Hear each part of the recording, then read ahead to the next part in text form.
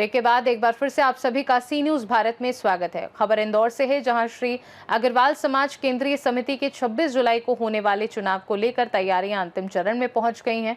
गुरुवार को चुनाव के लिए 21 पदों पर कुल 47 प्रत्याशियों की अंतिम सूची जारी कर दी गई है। अध्यक्ष पद के लिए मदन लाल अग्रवाल, दिनेश बंसल, राजेंद्र अग्रवाल और श्याम सुंदर गोयल चुनावी मैदान में हैं।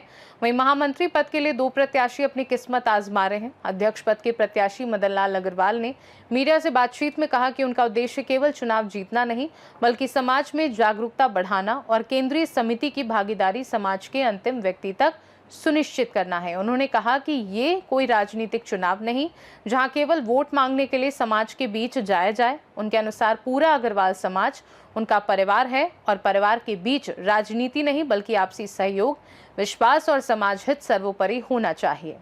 उन्होंने समाज के सभी सदस्यों से चुनाव में बढ़ चढ़कर भाग लेने और केंद्रीय समिति को और अधिक मजबूत बनाने की अपील भी की।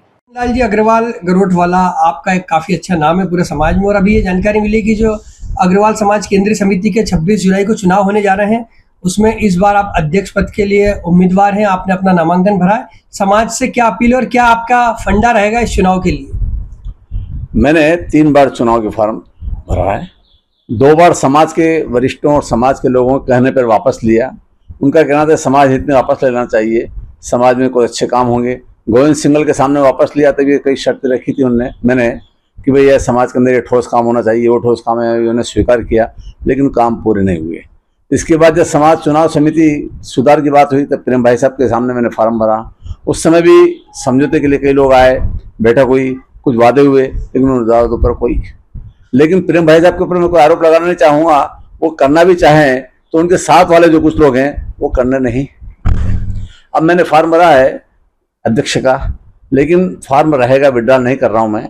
लेकिन वोट मांगने भी अग्रवाल समाज के पास नहीं जा रहा हूँ। मैं अपनी बात सोशल मीडिया के द्वारा, समाचार पत्र के द्वारा उनके सामने पहुंचा रहा हूँ कि देखिए ये बातें होना चाहिए। अगर आपको उचित लगता है तो आप वोट दीजिए। ये कोई विधानसभा या लोकसभा का चुनाव तो है नहीं कि मतदाताओं को रिझाने का काम किया जाए। ये समाज का है और समाज के इजाजम पे तो सब समान है।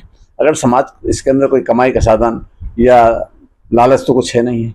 लोग जो लड़ रहे हैं इस तरीके से, वो बहुत गलत कर रहे हैं। समाज के अंतिम व्यक्ति का उत्थान हो, आपके मन में क्या विचार है समाज के लोगों को आगे बढ़ाने के लिए?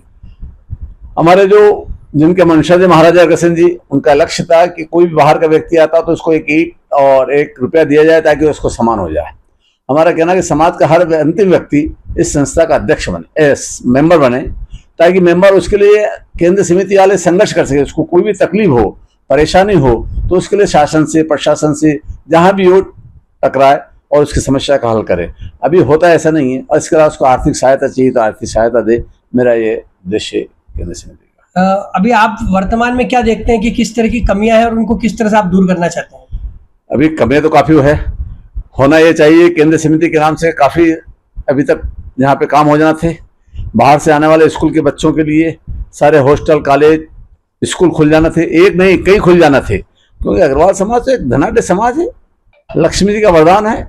और इतना धनाढ़ है कि साहब अरबों खरबों रुपया है। वो राजनेताओं पर चंदा दे देते हैं। क्या जरूरत है राजनेता को चंदा देने की? क्या जरूरत है राजनेता को चपड़े? अग्रवाल समाज वो सक्षम समाज है।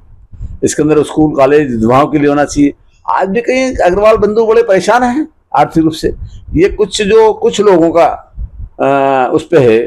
अग्रवाल इंदौर के अंदर 2 लाख अग्रवाल लगभग निवास करते हैं। अब समिति से कुछ लोग जुड़े ही नहीं है। कुछ लोग क्या मतलब 7-8 हजार जुड़े हैं, बाकी जोड़ने का प्रयास ही नहीं होता।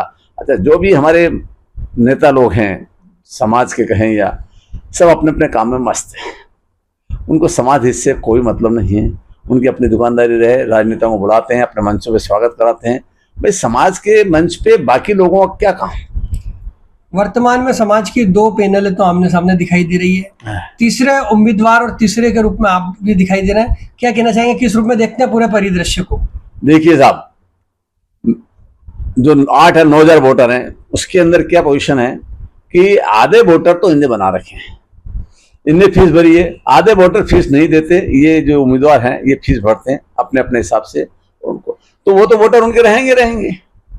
आप उनको, कोई भी आदमी, आज जैसे मैं हूं या आप हैं, आपने 10 आदमी को मोबिलाइज किया तो 10 तो आपके साथ रहेंगे। आप उनको घुमा रहे हैं, फिरा रहे हैं उनके। तो मैं ये नहीं चाहता, मैंने ये नहीं सोचता कि मैं जीतूंगा। मैं अपनी केवल दावेदारी और उम्मीदवार इसलिए कर रहा हूं कि समाज को कभी सबक आए, समझ में आए, आम मतदाताओं को कभी समझ में आए कि उनको कैसा अध्यक्ष चाहिए जो उनके लिए संघर्ष कर सके, हर समस्या के लिए लड़ सके।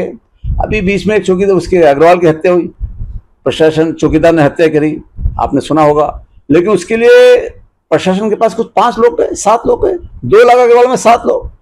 जब आप प्रशासन के पास जाते हैं, 4 या 5 लोग जाते हैं, तो प्रशासन आपकी ध्यान नहीं देता, आपकी इज्जत नहीं करता। आप सामूहिक रूप से जाते हैं, 1000-2000 आदमी, तो प्रशासन आपसे हिलता है, आपकी बात सुनता है, राजनेता आपकी बात सुनते हैं, ना आपके विधायक सुनते हैं, कोई भी पार्टी आपकी सुनती नहीं, प्रशासन सुनता है, अधिकारी सुनते नहीं। अधिकारी के सामने दुम हिलाने से कोई मतलब नहीं होता। अधिकारी के सामने 1000-2000 की पब्लिक जाए तो आप समाज के लोगों की सुनवाई होती है। इस अभियान के माध्यम से आज समाज से आपकी क्या अपील है, मतदाताओं से क्या अपील है आपकी? मतदाताओं से तो मेरी यही अपील है कि अगर आपको उचित लगता है तो वोट दीजिए, मैं आपके पास आऊंगा नहीं। मैं अपनी बात सोशल मीडिया से कहूंगा, सजा ये कोई वो नहीं विधानसभा या पार्षद का चुनाव जिसमें कोई हित है, मेरा कोई इसमें कमाने का लक्ष्य है नहीं, और न किसी व्यवसायिक हित के लिए मैं चुनाव लड़ रहा हूँ। मैं अपने उम्मीदवार हमेशा दूंगा। कभी आपको समझ में आए कि मुझे ऐसा कोई दूसरा व्यक्ति भी जो संघर्ष करते समाज के लिए, अगर आपको उचित लगे तो वोट दीजिए। आमतौर पर देखा जाता है कि जनता को चुनाव के समय तो जनार्दन कहा जाता है और बाद में जनार्दन की कोई वैल्यू नहीं रहती है, मतदाता की कोई वैल्यू नहीं रहती है। आपकी क्या सोच है इसको लेकर? अभी इसी परिदृश्य में देखिए आप कि दोनों पैनल समझौते के लिए बार बार प्रयास है। अरे अब वो समझौते के समय जो उम्मीदवार ने खड़े किए, कार्यकर्ता जो कार्य करने के लिए खड़े किए, उनको समझौते की बैठक में नहीं बुला रहे हैं। अभी हालत ये हो रही है, आप बात की तो बात अब ठीक है, हमारे समाज के लोग जो हैं, जो कुछ लोग हैं 10, 20, 25 लोग, वो जब पैनल बना रहे हैं तो आम कार्यकर्ता को पूछ ही नहीं रहे। समझौते की मीटिंग हो रही है, सब हो रही है, लेकिन आम कार्यकर्ता तो दूर की बात है, जो पोस्टों के लिए लड़ रहे हैं उनको भी नहीं बुला रहे हैं। नामांकन प्रक्रिया के बाद में नाम वापसी की आखिरी तारीख भी कल निकल चुकी है। अब सब उम्मीदवार ही मैदान में, क्या लगता है चुनाव होगा शांतिपूर्ण ढंग से, पूरा व्यवस्थित?